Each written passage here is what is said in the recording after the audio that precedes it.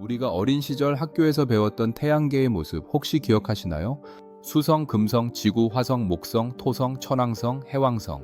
그리고 그 끝을 지키던 작고 신비로운 존재, 바로 명왕성입니다. 오랫동안 명왕성은 우리에게 당연한 태양계의 9번째 가족이었습니다. 하지만 2006년 어느 여름날 전 세계는 충격적인 소식을 접하게 됩니다. 명왕성이 더 이상 행성이 아니라는 공식 발표였죠. 갑작스러운 퇴출 소식에 전 세계 수많은 사람이 마치 오래된 친구를 잃은 것처럼 슬퍼했고, 과학계의 결정에 항의하는 소동까지 벌어졌습니다. 도대체 무엇이 명왕성을 행성이라는 왕좌에서 끌어내린 걸까요? 단순히 크기가 작아서였을까요? 아니면 우리가 모르는 거대한 우주의 비밀이 숨겨져 있었던 걸까요? 오늘은 명왕성이 행성 지위를 잃어야만 했던 진짜 과학적 내막과 그 이면의 반전을 파헤쳐 보겠습니다. 자, 시간을 거슬러 1930년으로 가봅시다. 당시 천문학계는 해왕성 너머의 미지의 천체, 플래닛 X를 찾기 위해 혈안이 되어 있었습니다. 미국의 젊은 천문학자 클라이드 톰보가 마침내 아주 희미하게 움직이는 작은 점 하나를 발견해냅니다. 이것이 바로 명왕성의 등장이었죠. 발견 직후 명왕성은 전 세계적인 스타가 되었습니다. 당시 사람들은 명왕성이 지구만큼 혹은 그보다 더 클 것이라고 믿었습니다. 너무 멀리 있어서 정확한 크기를 알 수 없었습니다.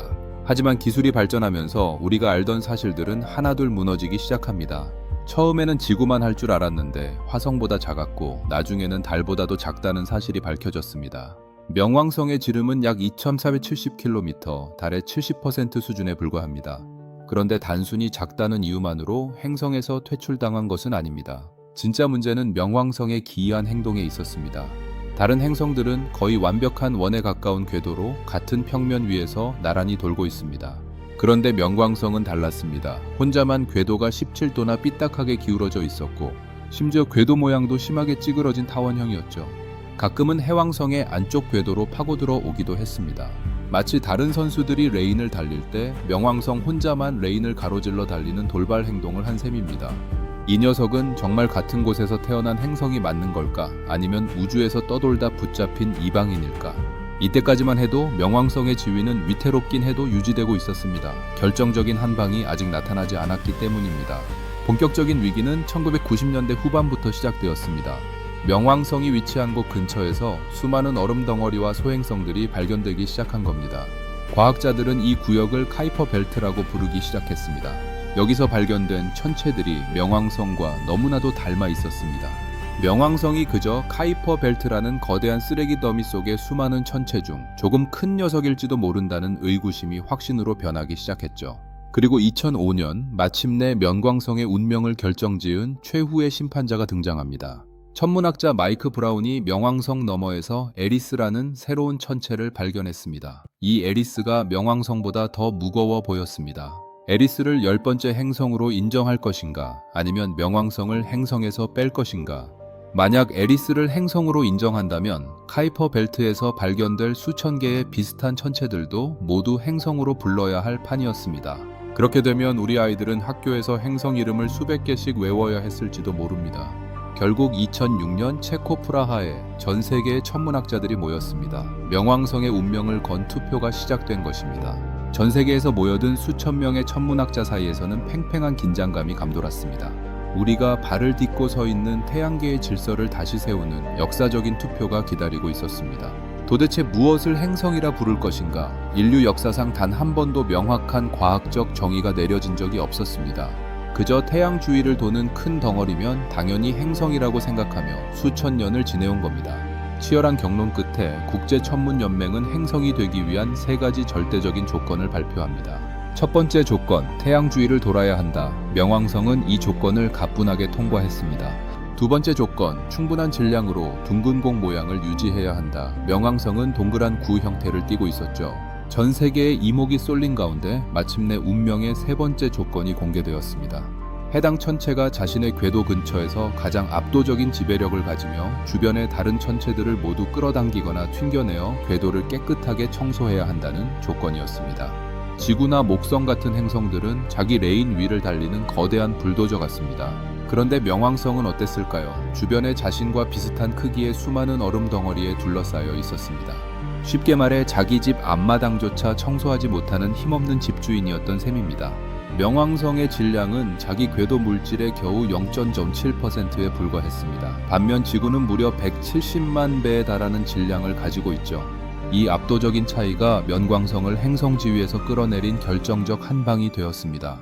투표 결과가 발표되었습니다. 명왕성은 행성이 아닌 외소행성으로 강등되었습니다. 이 소식이 전해지자 세상은 발칵 뒤집혔습니다.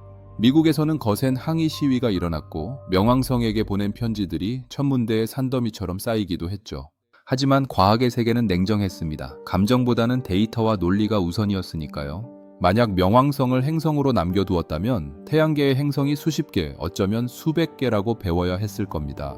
그런데 여기서 반전이 일어납니다. 행성 지위를 잃고 잊혀가던 명왕성에게 인류가 보낸 사절단이 도착한 겁니다. 지구를 떠나 무려 9년 동안 50억 킬로미터를 날아간 탐사선이었습니다.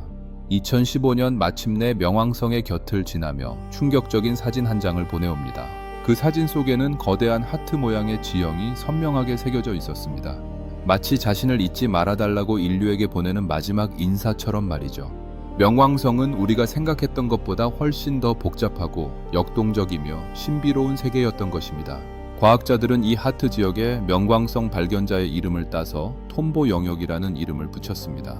이 하트의 왼쪽 날개 부분은 질소 얼음으로 가득 찬 거대한 분지인데 놀랍게도 지금도 살아 움직이고 있습니다. 거대한 질소 빙하가 서서히 흐르며 지형을 계속해서 바꾸고 있었던 거죠.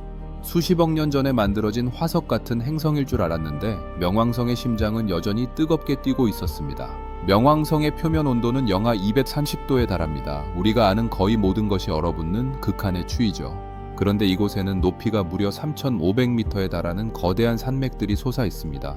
이 산들은 바위가 아니라 꽁꽁 얼어붙은 물, 즉 얼음으로 만들어져 있습니다. 영하 200도가 넘는 극한의 환경에서는 얼음이 강철보다 더 단단한 암석 역할을 하기 때문입니다. 질소 빙하 위에 물로 된 얼음산이 떠있는 풍경이라니 정말 SF 영화 속 한 장면 같지 않나요? 더욱 충격적인 발견은 명왕성에도 하늘이 있고 그 하늘이 파란색이라는 사실이었습니다. 뉴호라이즌스가 명왕성을 지나쳐 뒤를 돌아보며 찍은 사진에는 얇고 푸른 안개층이 선명하게 찍혀 있었습니다. 질소와 메탄 입자들이 태양빛을 받아 산란하면서 나타나는 현상인데 멀리서 보면 지구의 하늘과 너무나 닮아 있습니다. 태양에서 50억 킬로미터나 떨어진 이 작은 천체가 어떻게 이런 역동적인 에너지를 가질 수 있었을까요?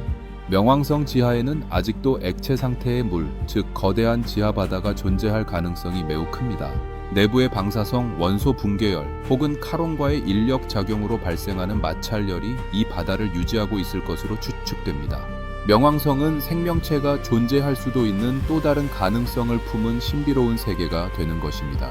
명왕성과 카론은 크기 차이가 크지 않아서 서로를 마주보며 왈츠를 추듯 함께 돌고 있습니다. 이를 이중 행성계라고 부르기도 합니다. 수십억 년 동안 단 한 번도 눈을 떼지 않고 서로만을 바라보며 태양계 변방을 지켜온 셈입니다. 명왕성은 행성에서 외소 행성으로 이름표가 바뀌었습니다. 하지만 그 이름표가 바뀌었다고 해서 가치가 사라진 걸까요? 명왕성의 퇴출은 인류가 우주를 바라보는 시야가 한 단계 더 넓어졌음을 의미합니다. 명왕성 너머에는 카이퍼 벨트라는 거대한 영토가 존재하며 수만 개의 천체들이 잠들어 있습니다. 명왕성은 더 이상 초라한 9번째 행성이 아니라 카이퍼 벨트의 문을 여는 당당한 왕이 된 셈이죠. 명왕성이 행성 자리를 내놓아야 했던 건 그가 살고 있는 동네의 정체가 드러났기 때문입니다. 태양계가 처음 만들어질 때 남겨진 얼음 덩어리와 암석들이 도넛 모양으로 태양계를 감싸고 있는 구역입니다. 명왕성이 혼자 외롭게 떠 있는 줄 알았는데 알고 보니 수만 개의 친구와 함께 살고 있었던 겁니다. 세상에 단 하나뿐인 줄 알고 보물처럼 아꼈는데 나중에 알고 보니 똑같이 생긴 것들로 가득 차 있었던 겁니다. 명왕성은 행성이라는 왕관을 내려놓는 대신 카이퍼 벨트라는 거대한 신대륙의 개척자이자 대표자라는 새로운 명예를 얻게 된 셈입니다. 카이퍼 벨트는 태양계의 냉동고와 같습니다. 약 46억 년 전 태양계가 처음 탄생할 때의 물질들이 거의 변하지 않은 채 꽁꽁 얼어붙어 보존되어 있기 때문입니다. 명왕성을 연구한다는 것은 지구가 갓 만들어지기 시작했을 때의 비밀 서류를 열어보는 것과 같습니다. 하지만 이 결정에 대해 모든 과학자가 고개를 끄덕인 건 아니었습니다. 지금까지도 명왕성을 다시 행성으로 복귀시켜야 한다는 주장이 있습니다. 앨런 스턴 박사는 궤도를 청소해야 한다는 조건이 너무 가혹하다고 비판합니다. 만약 지구를 명왕성 자리에 갖다 놓아도 그 넓은 궤도를 다 청소하지 못해 행성 지위를 잃게 될 것이라는 겁니다. 천체 자체의 특성이 아니라 단지 어디에 사느냐에 따라 행성 여부가 결정되는 건 불공평하다는 주장이죠. 여러분은 어떻게 생각하시나요? 이 논쟁은 지금도 현재 진행형입니다. 과학은 정지해 있는 진리가 아니라 새로운 증거가 발견될 때마다 끊임없이 수정되는 과정이기 때문입니다. 명왕성의 사례는 당연하다고 믿었던 지식조차 언제든 뒤집힐 수 있다는 사실을 보여주는 좋은 예시입니다. 사실 명왕성이 행성이냐 아니냐는 우리 인간들이 만든 기준일 뿐입니다. 명왕성은 지금 이 순간에도 태양계의 머나먼 끝자락에서 묵묵히 자신의 궤도를 돌고 있습니다. 영하 230도의 추위 속에서도 심장 모양의 평원을 요동치게 만들며 푸른 안개를 머금은 채 말이죠. 명왕성이 우리에게 보여준 우주의 신비는 그 어떤 행성보다도 거대하고 강렬했습니다. 이제 우리는 명왕성을 넘어 더 깊은 우주로 눈을 돌려야 합니다. 카이퍼 벨트 너머에는 오르트 구름이라는 상상도 못할 만큼 거대한 혜성들의 고향이 존재합니다. 명왕성은 그저 그 머나먼 여정의 첫 번째 정거장이었을 뿐입니다. 명왕성의 퇴출은 끝이 아니라 인류가 더 넓은 우주로 나아가기 위한 인식의 전환점이었습니다.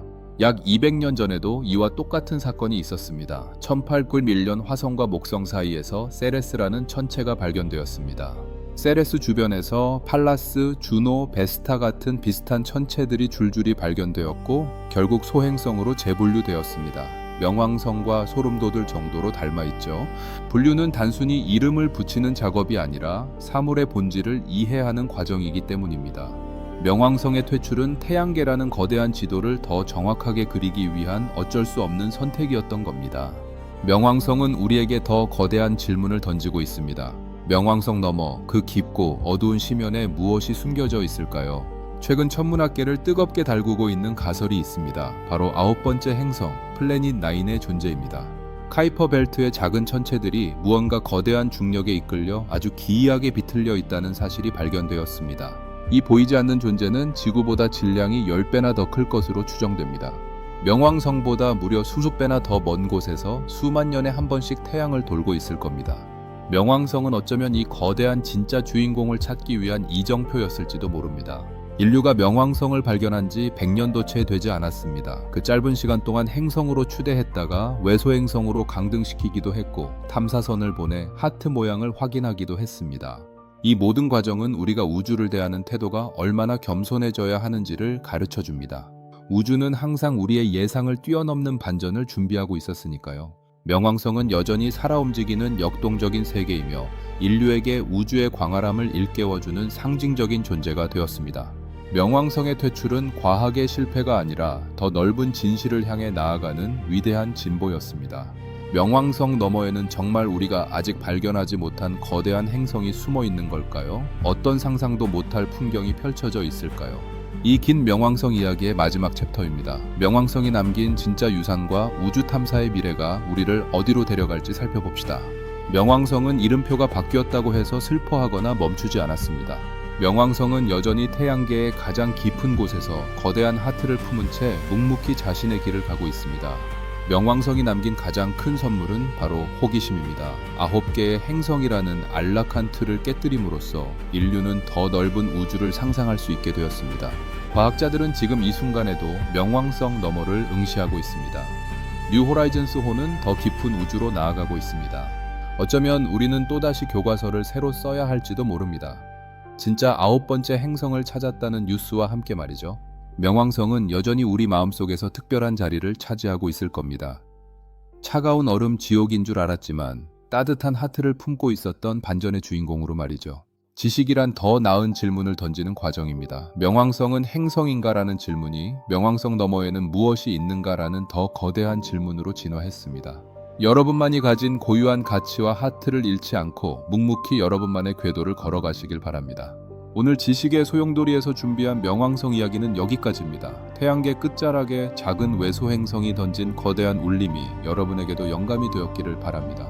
긴 시간 동안 우주 끝자락까지 함께 여행해 주셔서 감사합니다. 지식의 소용돌이는 더 깊고 신비로운 이야기로 돌아오겠습니다. 구독과 좋아요로 이 우주 탐험에 함께 해주세요.